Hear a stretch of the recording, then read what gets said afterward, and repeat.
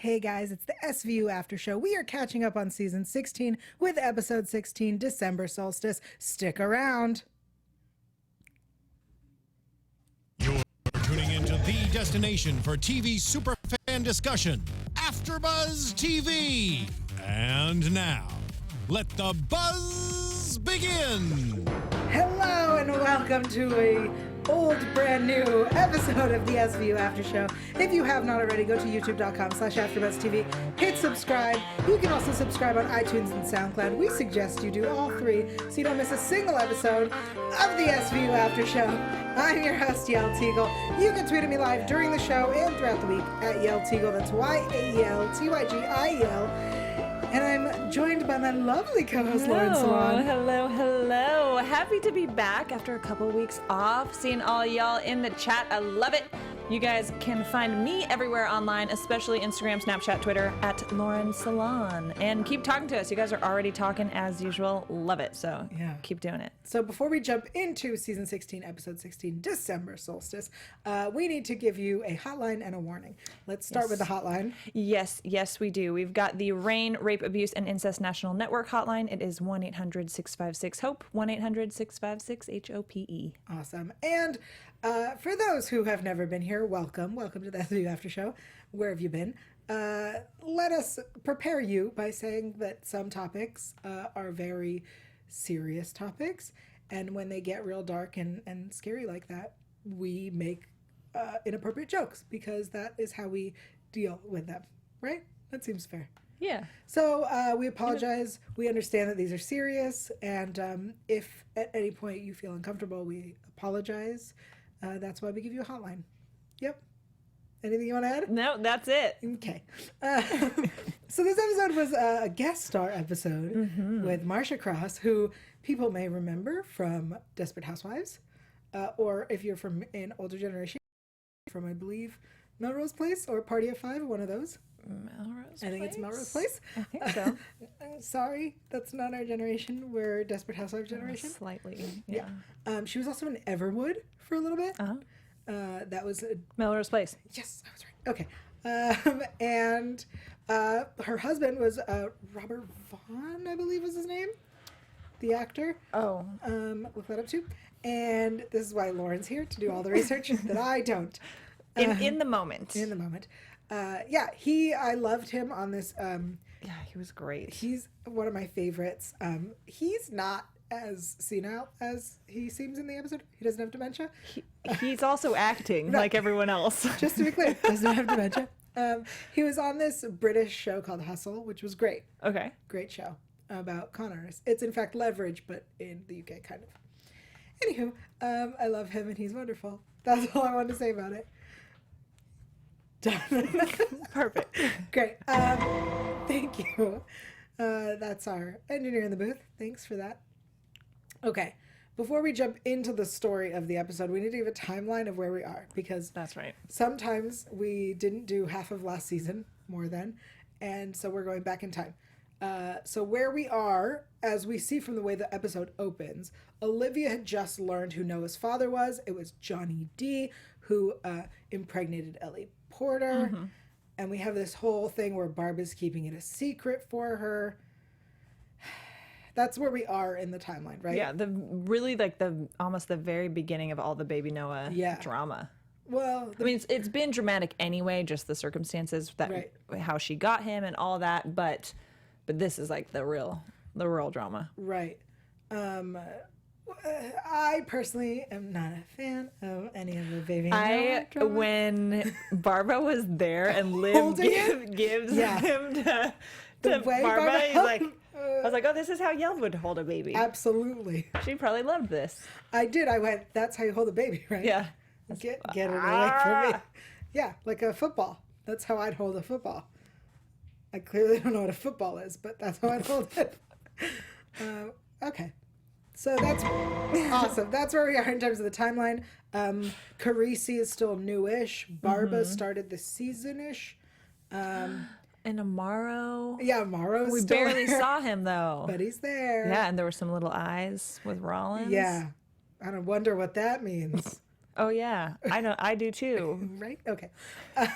So our main storyline starts with these two women, Judith and Delilah. Good biblical names. I was like, are their names Rachel and Sarah? Come on. We had to go like real deep. He into went the with Bible. like some hair cutting, head cutting.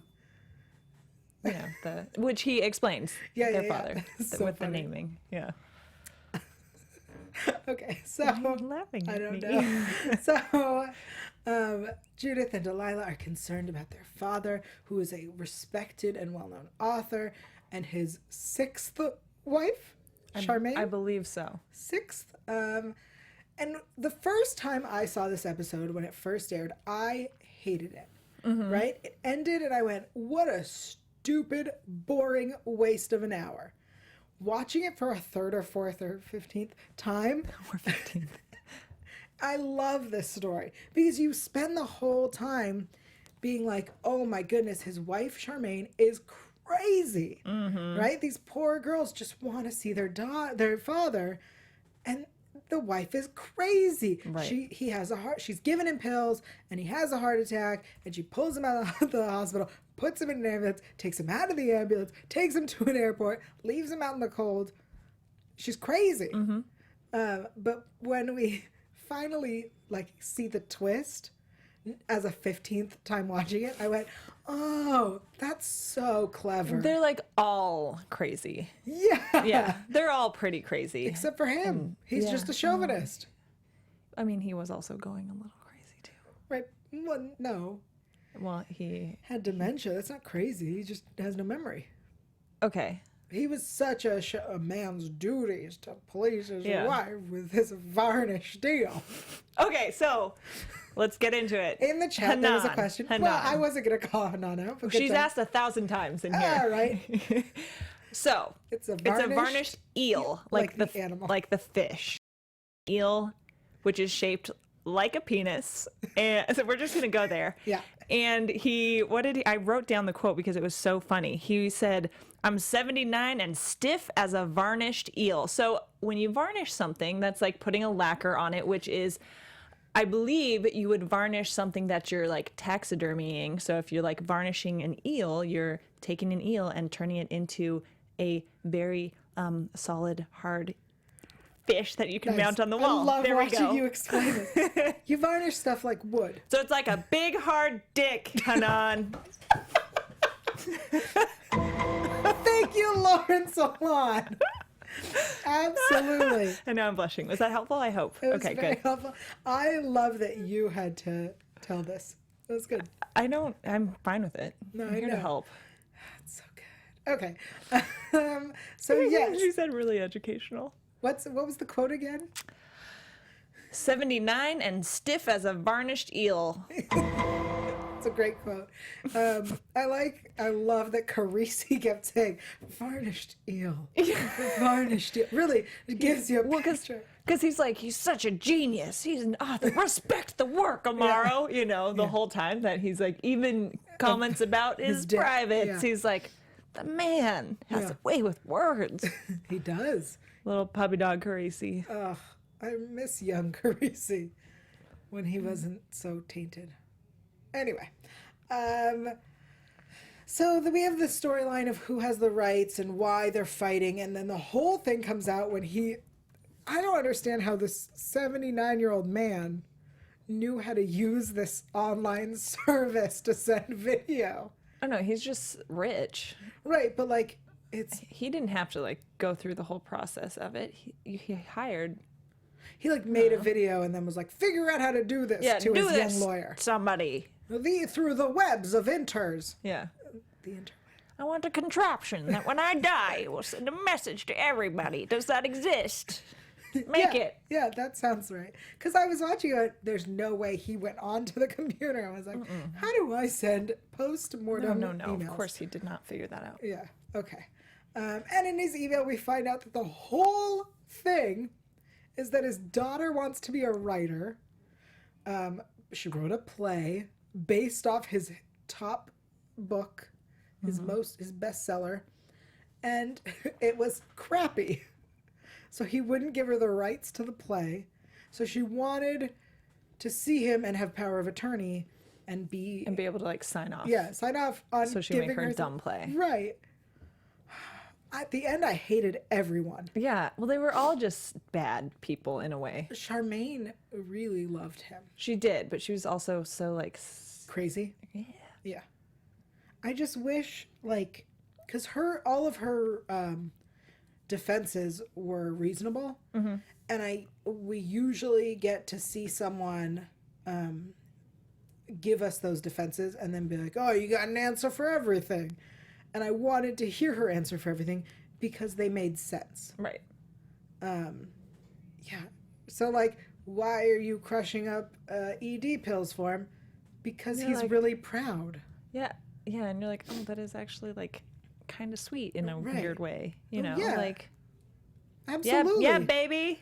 You still got it. You know? It's like when you say, oh, it happens to everyone. You're trying to make him feel better. Yeah. Because it doesn't. Right? I mean, Doesn't happen to everyone. no. It's not that common. Oh. I'm kidding. Just kidding, you guys. It does happen to everyone. Every time. That's what I'm saying. That's what I'm saying is you do this, you crush up the ED pills so that he thinks that he's I mean, that's still what I do capable. at home. Right, because your man's 80. No, only 50. Just kidding. Not even that. Oh, no, Anyway. my man's 50. Okay, so nice one. That's a good one. All right, that's the main story. It was a very simple plot. There wasn't all these twists. It wasn't about who was raping who, because it was kind of a, is she raping him? And I love when they ask him, are you objecting to it? And he's like, no. He's like, have you seen my wife? Yeah. Come on. I love Dirty Old Men. Like, they're so funny.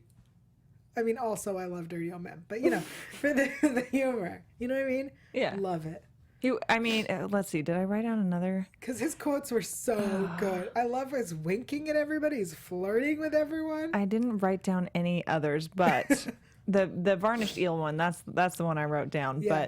But I did like how when they're talking about like his wife makes him have sex all the time, and Rollins is like, is this a crime or an old man's dream? Right. Like, come on, what are we doing here? Absolutely. Yeah. I mean, there is a discussion to be had about if he, as someone who has dementia, has the capacity to consent. Right. There totally is, but they went in a completely different direction, and I appreciate that because this was much more entertaining the 15th time around. Really, the first time I hated this episode. So I take it to the chat. I want to know how you guys felt the first time and the second time. Yeah. And the 15th. You guys, how'd you feel about this? They aren't really saying. Well, it was just a, hey, we missed you, varnished eel, varnished eel. varnished deals, guys. Though Allie wants to talk about Carisi and the blonde daughter, Judith. Oh yeah, I think that they're a little flirtation. into each other. All right. Well, in the initial beginning of the episode, Yeah. when he's like, "Oh, you're in law school, so am I. 40 nights." You know, he's like all like, he's so cute, and Liv's like, "Can you stop? Yeah. Can you chill out a little bit, Absolutely. kid?" Your dad is this author? Yeah. No, he had a total nerd boner for Yes. sure for the girl. Yeah, I like the idea of, because we've seen Benson flirt with not suspects, but people in there that they've crossed paths with. Mm-hmm. And then it eventually comes out as they end up dating or something. You know what I mean? I would like to see if Carice is going to flirt with this woman and get a signed copy of the first edition of the book. Mm-hmm. I'd like them to get coffee sometime. You know what I mean? That'd be really cute. And Carisi deserves that. He does. Ugh, I hate how much I like him. So Taylor 4015 in the chat has an interesting fact for us. The blonde daughter, Judith, auditioned against Mariska and another actress for the part of Olivia Benson back in 1999, apparently. What? Who knew? Fun fact, she would have been awful. Yeah. She was great as Judith. How crappy is that then to come back on the show that you 16 seasons later as a very peripheral character? Oh, Sorry, I mean you did a great job. No, you did. She did a great job. Yeah. As that She was the character. better sister. But also she was more interesting. Yeah. The other sister was not interesting in terms of everything. But the show would have been canceled. That would have been awful. Yes. Oh gosh, we've got more learning moments coming up. What? Rectal probe electroejaculation. Oh, yes. So that's how Charmaine gets semen. semen from... Where's the semen? We How found did the it. semen get there? Yeah. What is it? What? Rectal probe electroejaculation. Good Lord. That's a lot of words. Yep, I like when you say it. So anyway, so she gets the semen and you have a surrogate, because I was like, Oh yeah.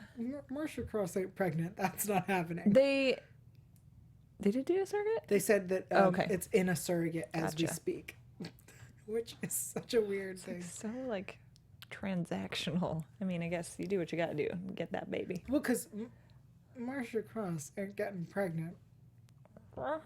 You know what I'm saying? Yeah, I get it. She's too old. I don't want to say it, but yeah, she's not old enough. You mean not young enough? Okay, so rectal probe electroejaculation. Yes. You can stimulate a man's prostate through his butt, which can make him ejaculate. And so she used a vibrator type deal, is what an electro probe thing would be. Mm-hmm.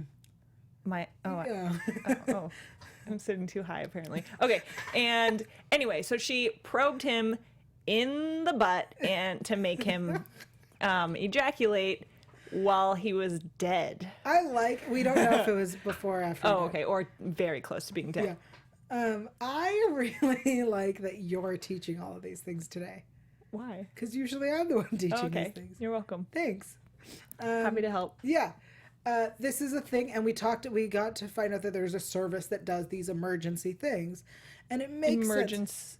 Emergency probes. Yeah. So, for example, your husband's dying. Get the poison out. Nice. What? Sorry.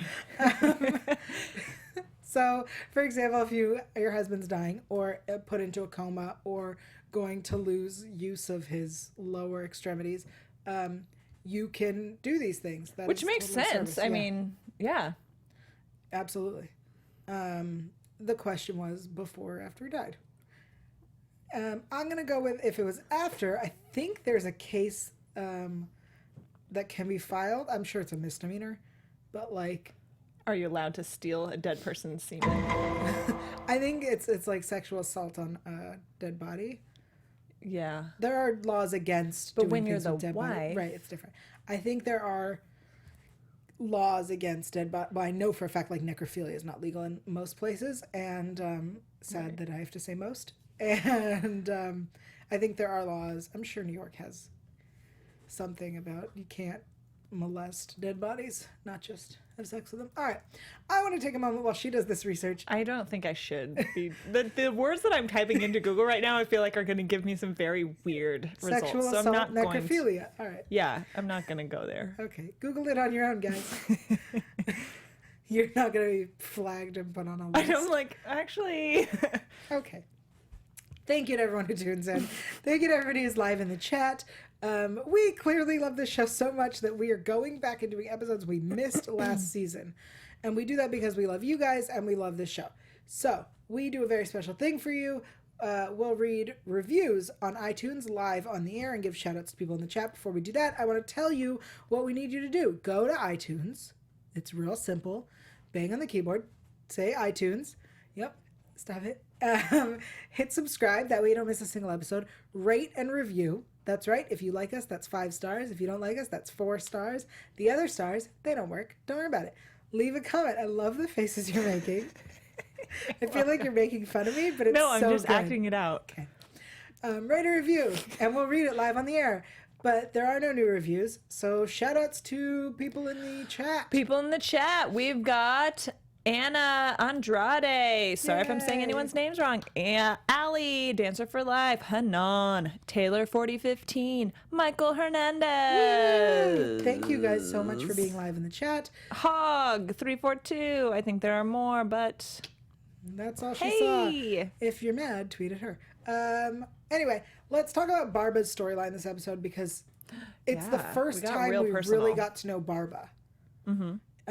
So Barba's mother is taking care of his grandmother, who is super old and lives in a however many flat walk-up. Does not seem that old to me. I don't know if that she died. You don't have to be that old to die. Anyway, so his mother is taking care of his grandmother, who lives in some floor walk-up, no elevator, and he's trying to put her in a facility. Yes. Not out of distaste for her, but out of love, because his mother's also not young, and has a job and doesn't have time, and he doesn't have time because he's going to be a judge, according to Grandma. If Abuelita says you have to be a judge, you have to be a judge. That's what Abuelita says. Listen to her, Abuelita. Always. So we get this storyline about Barba, and we're always concerned when we get storylines about our DAs, because that usually means that we're losing them. Yeah. The good news is we're currently at the end of season 17, and he's still around. Spoiler alert. Yeah. What else? That's fine. It's not For a all real of you in the spoiler. future with us. All right. I think we need to head into news.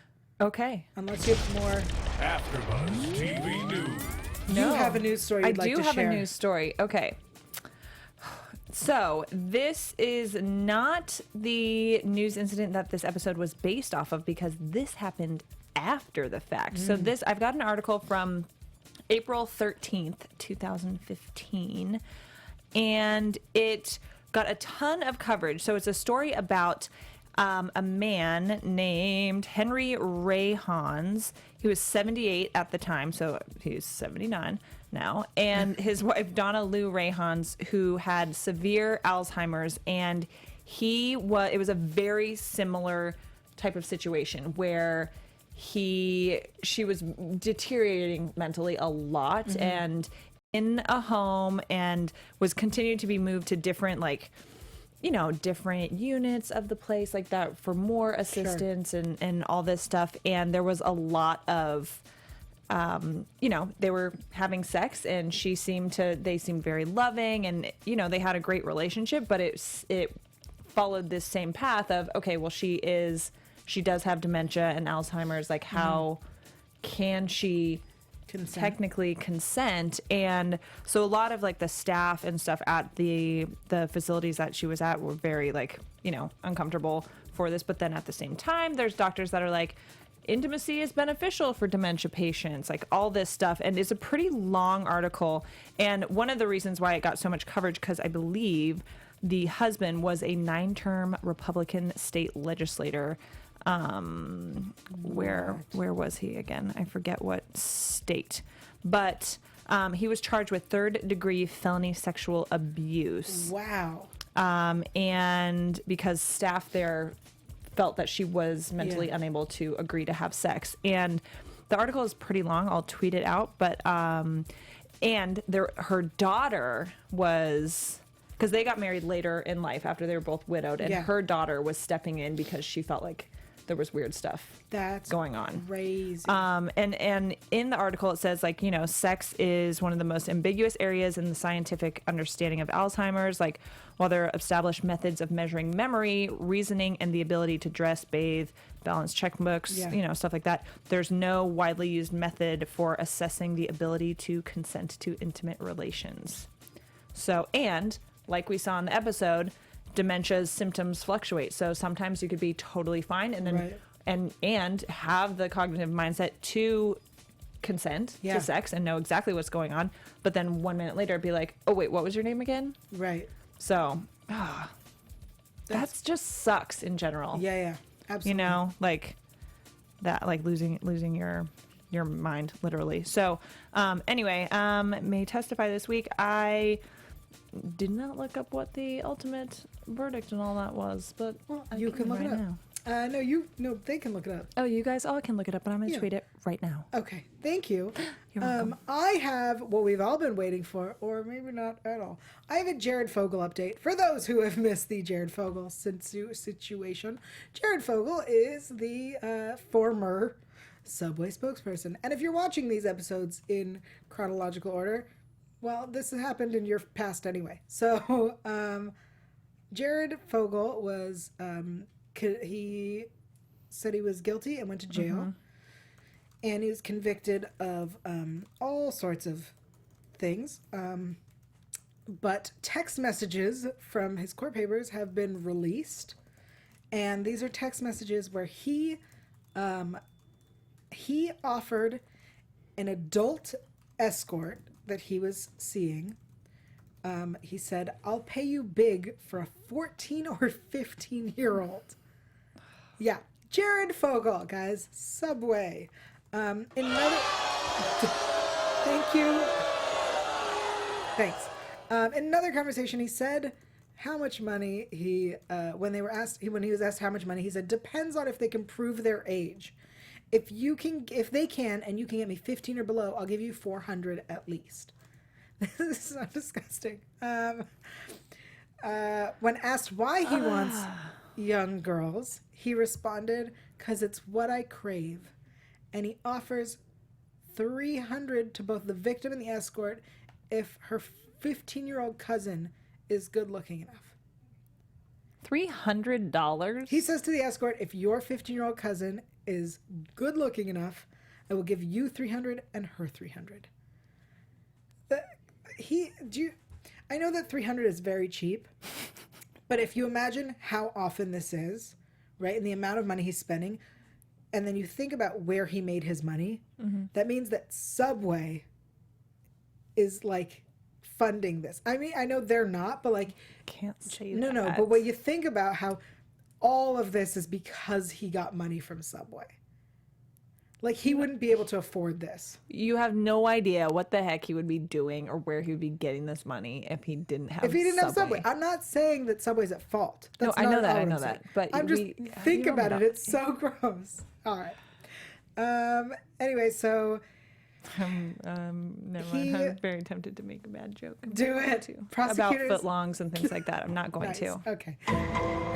Prosecutors use the text to argue that he should continue his time because he's asking for a reduced sentence.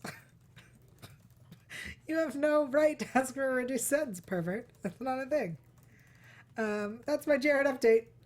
Yay, Jared updates. Ugh. So, on that note, I was going to say yes, we should, before we wrap up, let everybody know kind of what we're doing as far as schedule? recapping past episodes and all that. That's what we're doing right Yes. now. Here's our schedule, guys. Today, April 21st, we're talking about December Solstice. Good job, you made it. Next week, April 28th, we will be talking about Season 16, Episode 17, Parole Violations, which we'll talk about in predictions in a second if you don't remember. And on May 5th, we have a new episode, so we will be back. Sorry, I think May 4th is the new episode. So we will be back May 5th to talk about the new episode. We will do all of the new episodes until they're done. And then we're going to take a tiny break for a little bit of summer break. That's what we're going to do. Yeah? Yep. Okay. Perfect. So let's head into predictions. Where is it? And now, there your it is. AFTERBUZZ TV predictions. Okay. Next episode is called Parole Violations. This is the episode where we meet Carice's sister and her baby daddy. Yes. I think one of my favorite episodes. Carice's sister's baby daddy is played by an actor from Orange is the New Black. Yes. And is not the first time we've seen him, nor is it the last. I don't want to give away the episode for some reason. If for whatever reason you've decided to go back and watch season 16 in order, I will not give it away. But it looks, I remember being very excited for the episode, and I remember liking the episode. I also like that it's an episode about another episode about a man being assaulted. Oh, yeah. That's 2 in a row. Interesting. Yeah. Any thoughts on Parole Violations? I mean, not really, because I've seen it, so I can't make predictions. But I like that one a lot, Yeah. so I'm excited about it. So that's next week, and then the week after will be new episodes. I cannot wait for the show to come back. I know. It's been a while. I know. Any thoughts from the chat before we go? Oh, well, Hanan did say, which a good reminder about our medical examiner in this episode that we just talked about. Which, I mean, we don't want to Not saying anything, but he's give there. any spoilers away, but It's not Warner. he has a creepy face. And he's not Warner. And he's creepy. There we go. Yeah. Cool. Thank you guys so much for joining us. We love talking to you about SVU. Lauren, where can they find you all week? You guys can find me everywhere online, especially Instagram and Snapchat at Lauren Salaun. That's LaurenSalaun. Awesome. And if you want to find me online, I'm everywhere at Yael Tygiel. That's YAELTYGIEL. And I have a podcast. It's called Intimate Interrogations. Sometimes it's as naughty as it sounds. Sometimes it's not. And the entire SVU panel may or may not have been on episodes of Intimate Interrogation, so check it out for free on iTunes. We will see you next week for Parole Violations, Season 16, Episode 17. Bye, everybody. Bye, guys. From executive producers Maria Menounos, Kevin Undergaro, Phil Svitek, and the entire AfterBuzz TV staff, we would like to thank you for listening to the AfterBuzz TV network. To watch or listen to other after shows and post comments or questions, be sure to visit AfterBuzzTV.com. I'm Sir Richard Wentworth, and this has been a presentation of AfterBuzz TV. Dun, Dun, dun. dun.